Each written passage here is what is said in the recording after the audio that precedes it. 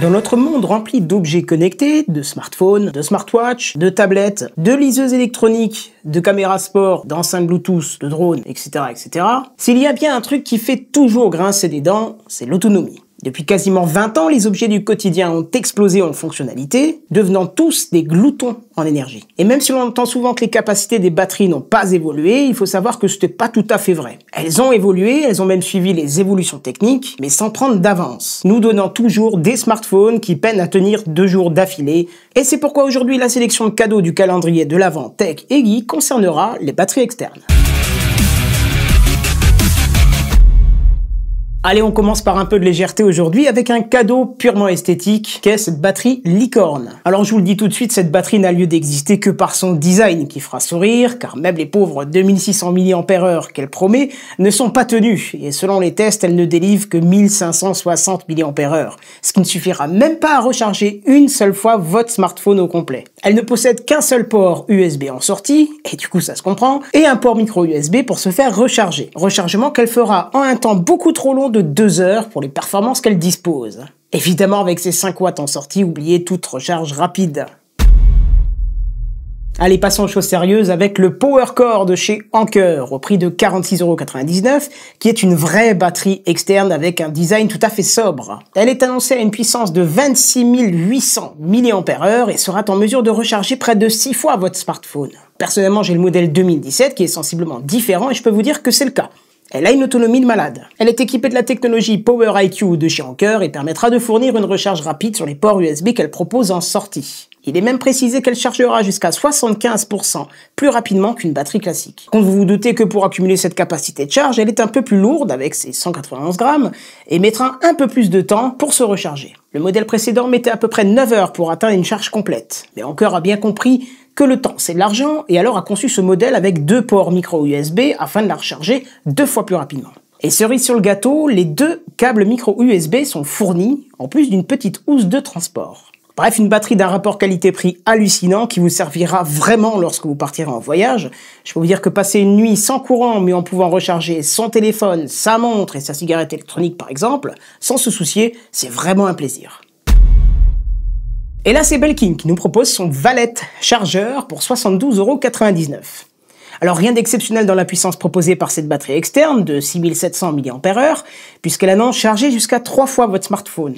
Mais par contre, sa particularité est de vous affranchir de câbles de chargement pour votre Apple Watch, puisque son socle de rechargement MFI est directement intégré dans la batterie. Et même si vous avez la possibilité de charger un autre smartphone en même temps que votre Apple Watch, oubliez la charge rapide car seule la sortie USB présente sur la batterie n'a qu'une puissance de 1 ampère. Elle est livrée avec un câble USB ainsi qu'un micro USB servant à la recharge, et la puce dite intelligente intégrée dans la batterie sera en mesure de détecter le type d'appareil que vous y connecterez afin de recharger et surtout d'adapter la puissance qu'elle envoie. Un bon moyen de ne pas abîmer la batterie de vos appareils. Un capteur de température viendra s'assurer qu'il n'y a pas de surchauffe de l'ensemble et viendra couper l'alimentation le cas échéant. En option à près de 20 €, vous trouverez une station de charge destinée à votre Apple Watch, disposant d'un support réglable et d'un endroit pour y ranger le câble. Accessoire que je trouve un peu inutile car la possibilité de la batterie de base, c'est de pouvoir justement recharger votre Apple Watch sans devoir emporter un câble avec soi. Et c'est quasiment le seul intérêt de cette batterie.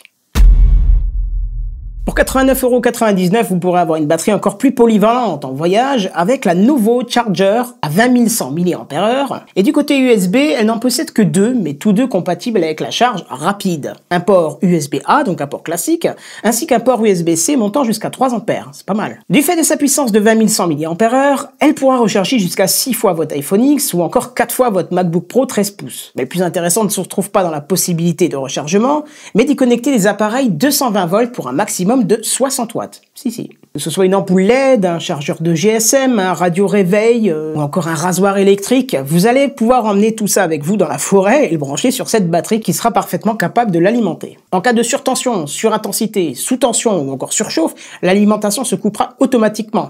Donc pas de risque de gonflement voire d'explosion de la batterie. Point négatif cependant, contrairement aux autres batteries, impossible de la recharger autrement que par son adaptateur secteur. Il n'est pas possible à brancher en micro USB pour lui redonner un peu de vie. Bon, le point positif du point négatif, c'est que son temps de recharge du coup descend à 2 heures. À savoir que si vous souhaitez gagner quelques watts d'alimentation sur la prise de 120 volts et avoir une prise ronde, c'est-à-dire avec la prise terre, Xmove propose un modèle aux performances similaires pour un prix quasi doublé de 159,99 €.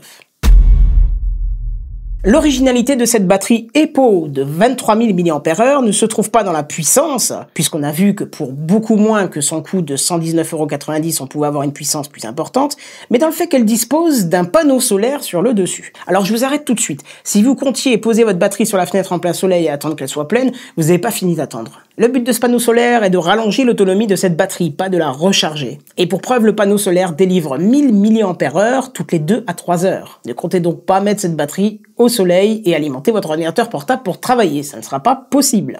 La batterie est en mesure de délivrer 5 à 19 volts tout en maintenant une puissance de 3 ampères. Et comme sa destination n'est pas seulement de recharger votre smartphone, elle est fournie avec tout un tas d'adaptateurs possibles. 20 pour être précis.